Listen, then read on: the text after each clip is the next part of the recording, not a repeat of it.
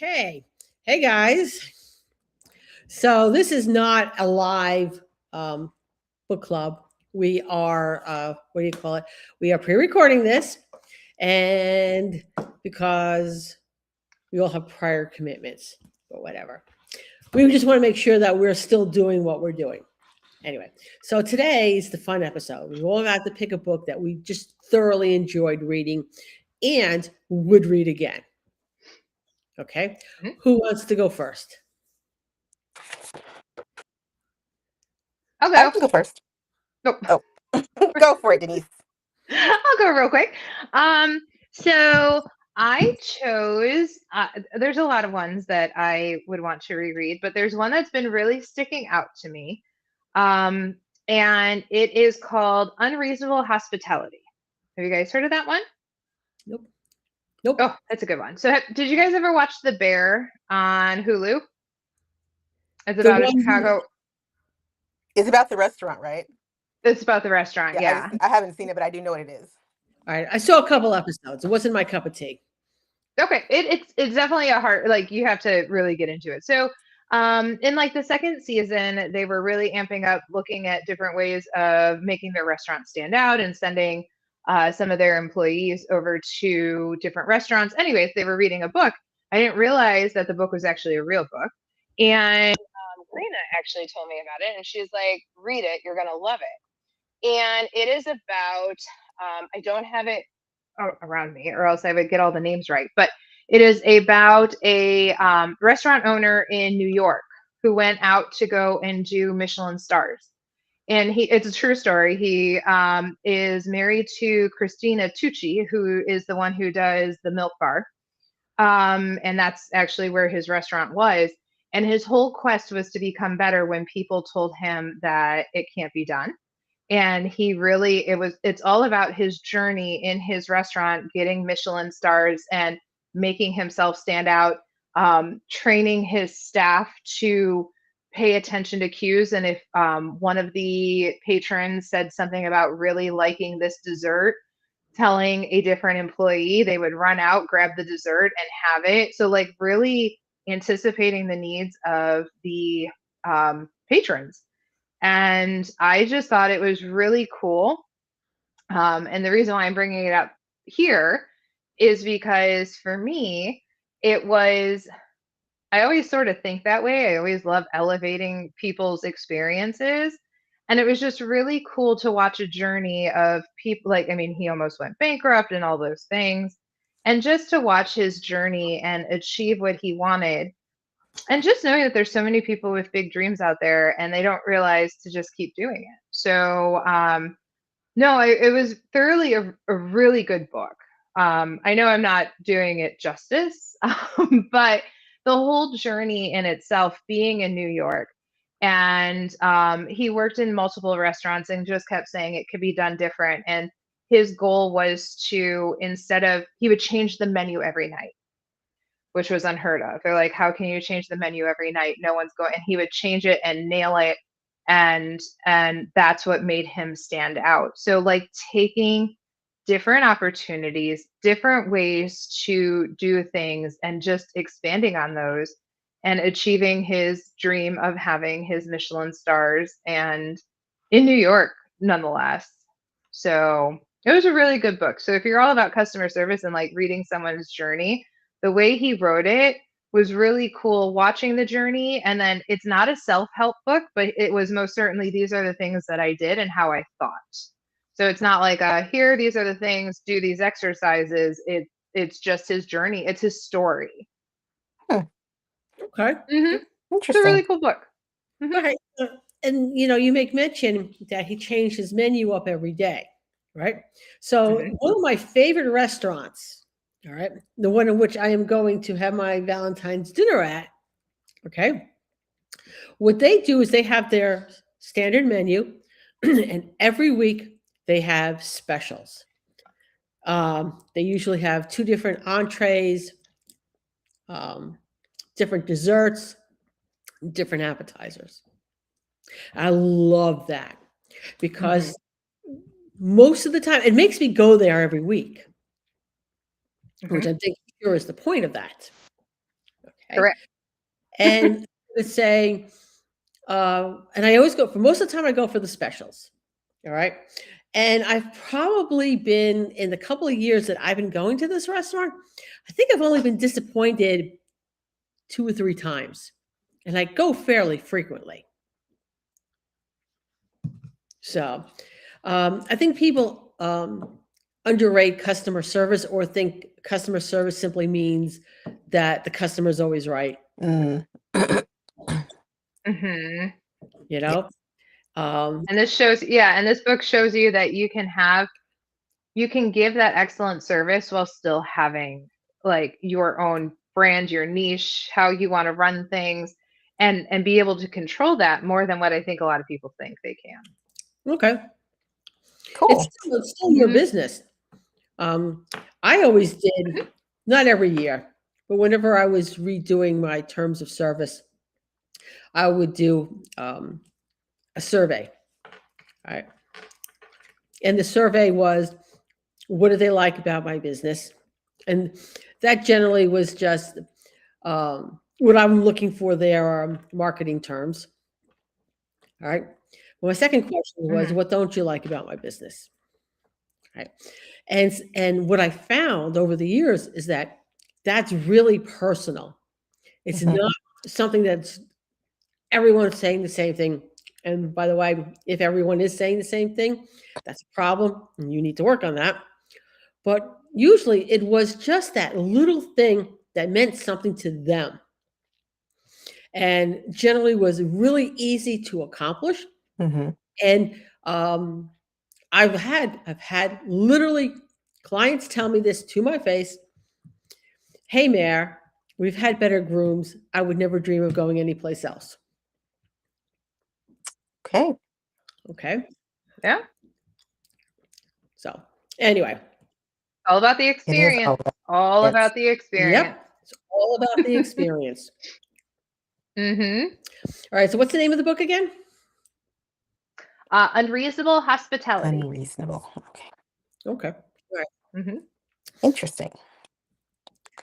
Oh, All right. It might make my reading list. I don't not sure. Okay.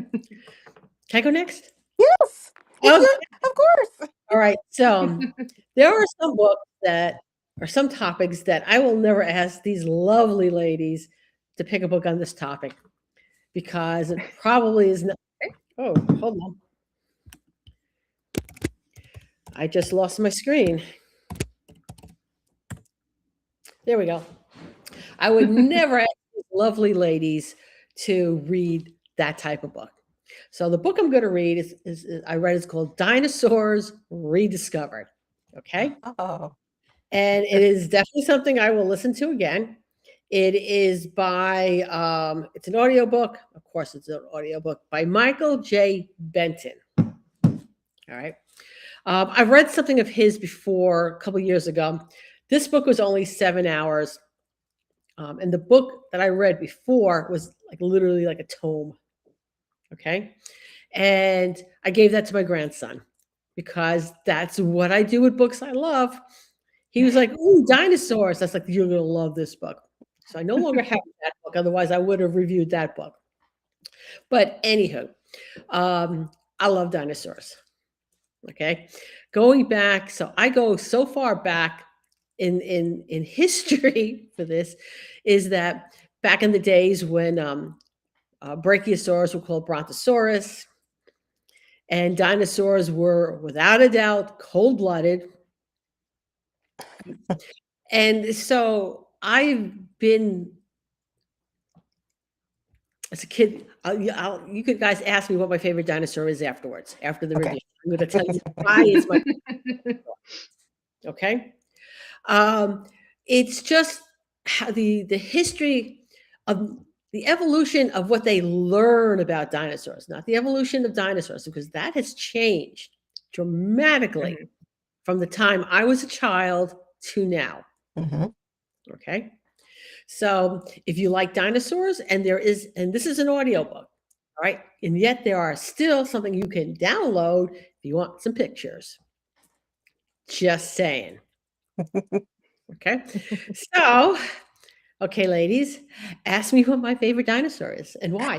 What is your favorite dinosaur? Now And it's different, why? and no, it's different from when I was a kid. My favorite dinosaur right now is a T-Rex because Okay. because it is most likely that the T-Rex evolved into the chicken.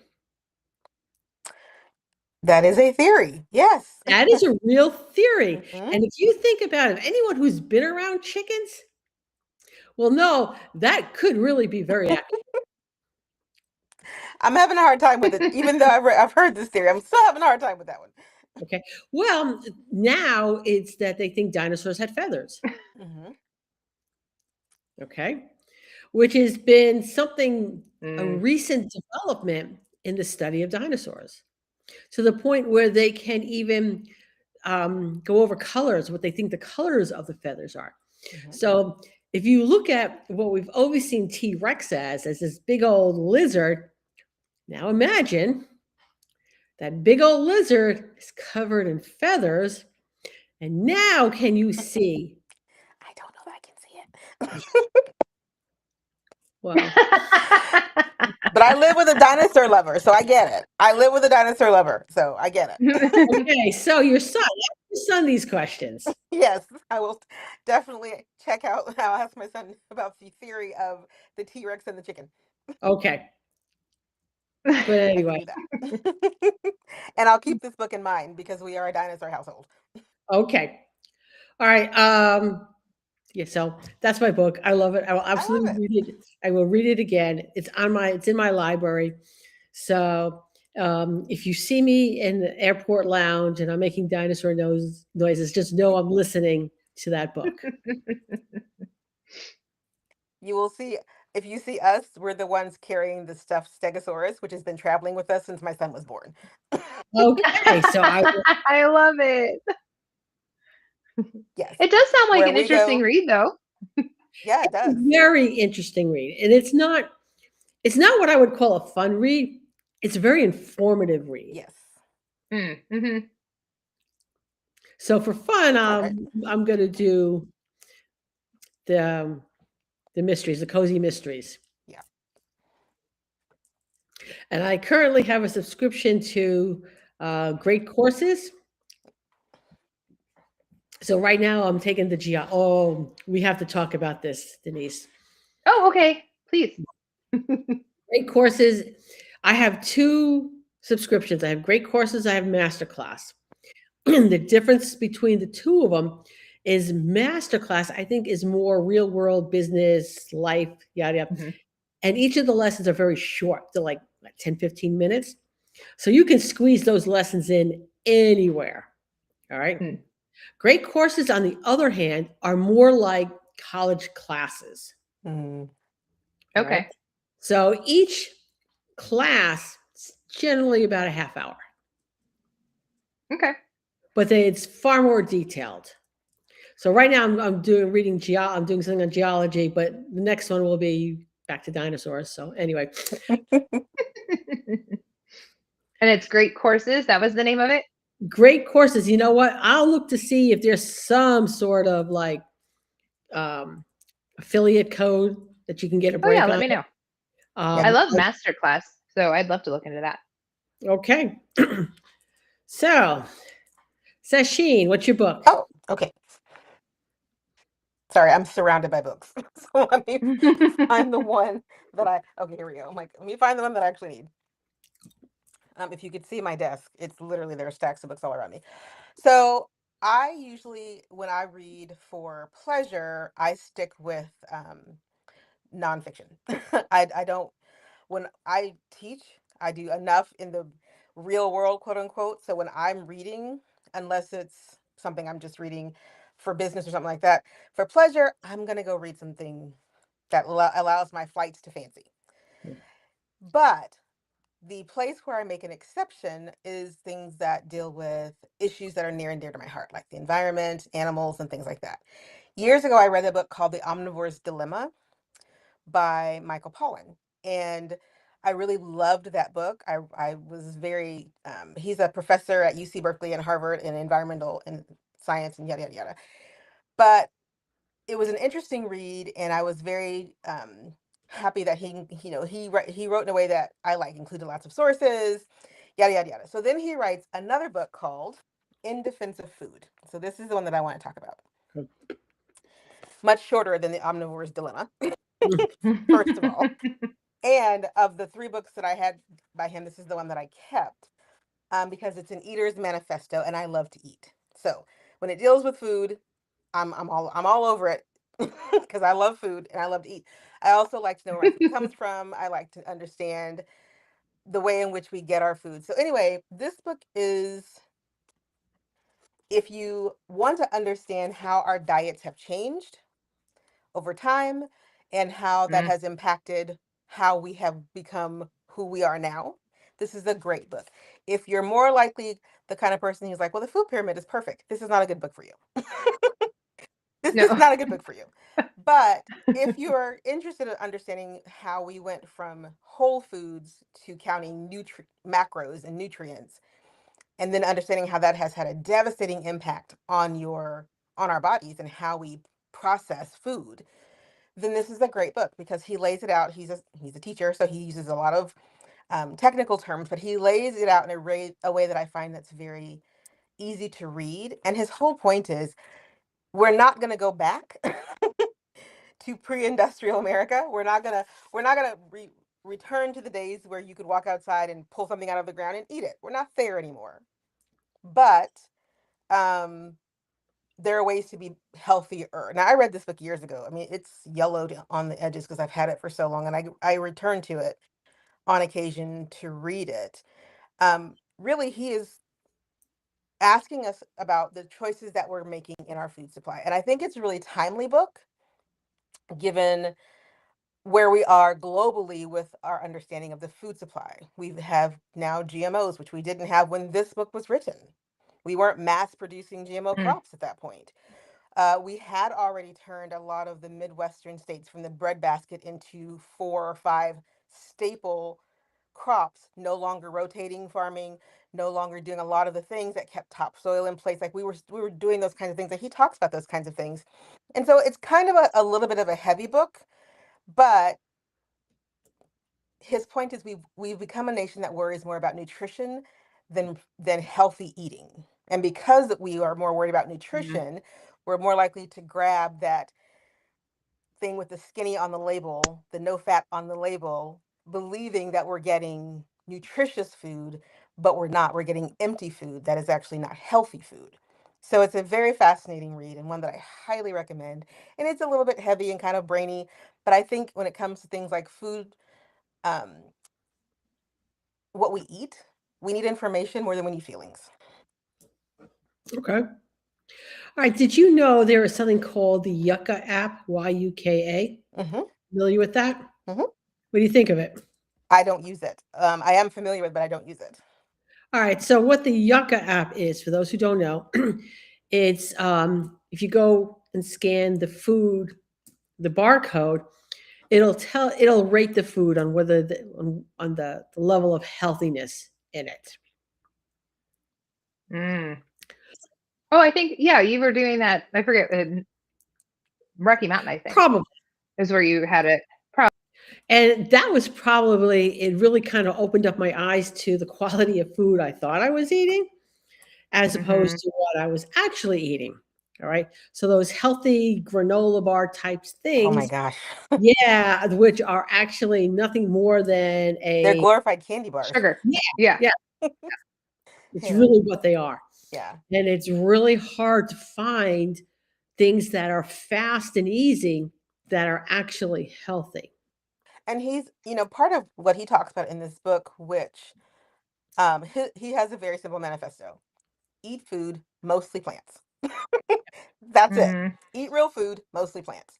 And his point, that's difficult to do when the majority of the crops that we grow in this country are not grown for human consumption. They're grown for every other thing. So we grow wheat, corn, soy, and there's one other. Those are the 4 major crops that we grow. And if you think about it, our kitchen is full of derivatives of wheat, corn, and soy.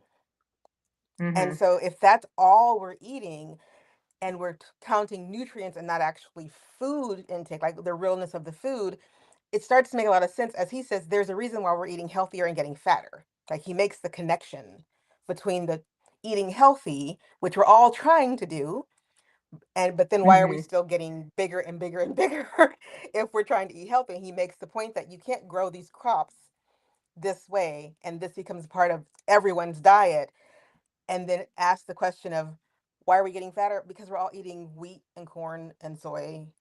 That's all we're eating. That's literally all we're eating for the most part. So, I was in class the other day. I teach intercultural communication right now. We were talking about avocados because I have avocados and I happen to have an avocado in my hand for something. And I was making a point. And one of my students said, "Where's your avocado from?" And I said, "Mexico." I know where it comes from. That's why it cost me $2. That's why this avocado is $2. Is because we don't grow avocados I'm in Kansas. We don't grow avocados in Kansas. So if Right. I want an avocado in Kansas in February, it cost me $2.50. And he's like, "Well, that's really expensive for an avocado. Don't you think that's really expensive?" And I said, if I want an avocado and I don't want to eat if everything that I want to eat that's green and growing and full of the right kinds of nutrients, if I want to eat that, unfortunately, and you should read this, his point is we got to go find it because we're not growing it. So that is the book, In Defense of Food, An Eater's Manifesto, Michael Pollan. I might actually buy that book. I like that. Yeah, I've done a lot of research on functional medicine. Mark Hyman, Dr. Mark Hyman. I was actually lucky enough to watch him speak Wow. at our so he's with Cleveland Clinic, and I'm in Cleveland. And they ended up doing the botanical garden had this healthy, and he happened to be a keynote speaker, and it was really cool to see him. I was and I had read some of his stuff, so I love finding out where things come from, and just the evolution alone is crazy of how the food is. So I'm gonna read that one too, because I love doing so I love reading stuff like that, and like you said, as the fun, right? Like that's just sort of fun, but like not, it's cool to learn. I love it. So yep, I'll probably be reading that one too. On my list. Yeah, now. I just added it to my Amazon cart. It'll be here tomorrow. See? I mean, I think it's one of those books where I tell people, "Oh, read one of these books." Like if you I don't read a lot of war books. I don't care. I like history is great, but I mean, how many more wars can I read about? Really? Like, Right. there's only so much Right. bloodshed a girl can take, right? Like and I don't want to read about religion. No thanks. It's not my thing. It's not my bag. But when it comes to food and health and in the environment, I'm like hardcore. I want to read, and I want to read stuff that has a grounding in it, because there's a lot of stuff out there that doesn't have a basis in reality. And so you got to be careful who you read, right? You got to be careful who you Right. consume in these spaces, because there's a lot of stuff that sounds really good but isn't really grounded in anything that we can put our fingers on as fact. It sounds great in theory, but in point of fact, it's not really that great for us. So I do appreciate the fact that he lists, as I said in the last book, I think I talked about Life Unlocked. Sources are important, especially when you're talking about things that could really impact your everyday life. You should be able to say, where did you find that piece of information? Can I go verify that for myself? And he does that, and I appreciate that. Okay. It's part of the reason why I have a greenhouse is so I'm doing a little of experimenting because I don't want to heat my greenhouse because, Yeah. I'm seeing what's doing well in an unheated greenhouse. And this winter has been really mild, by the way. Yeah. It's 60 here. Okay. Ours has been So horrible, crappy, and in the negative. So I don't want to hear it. We've had this whole thing. So Oh, that's where our we cold had air like went. we've had it 14 inches of snow, and so we've had the cold.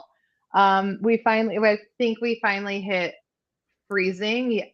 We're going to this weekend, so we've been in the negative, so it's great.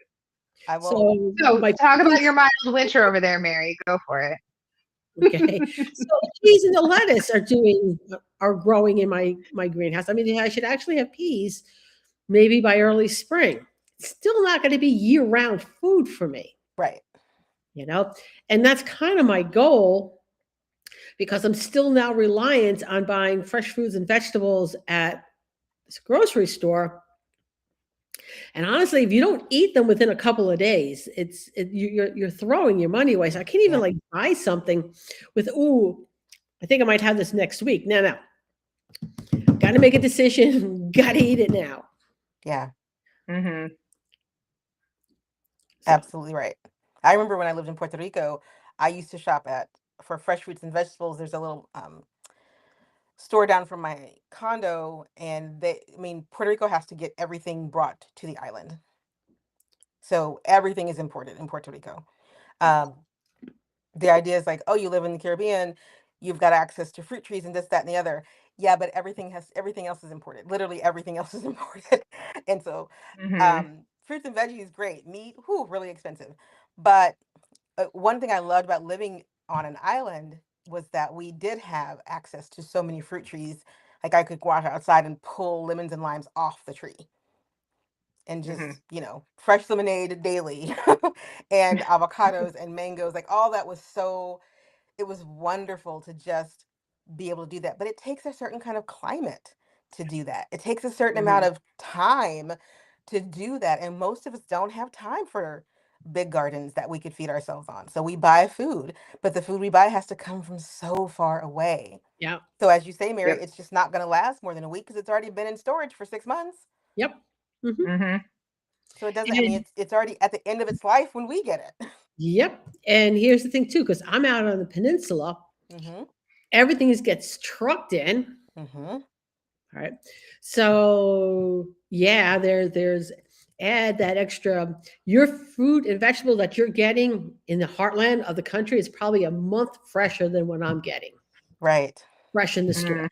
But your fish is way fresher than mine is. Oh, it's not the fish here. Your fish is, I do miss that about living on the West Coast. Your fish is way fresher than If mine you is. come up to visit me, Oh, we'll go over to Dockside. I'm bringing a cooler. It's the Dockside restaurant, and it's once a year. It's my birthday. I'm splurging, and I'm Mhm. going there because, and you too. Well, if you're coming up in April, we'll go to Dockside. Make sure we Oh. go there for dinner. I don't do fish though. I don't do seafood. I Oh, know. I'm Denise, you're sorry. killing me.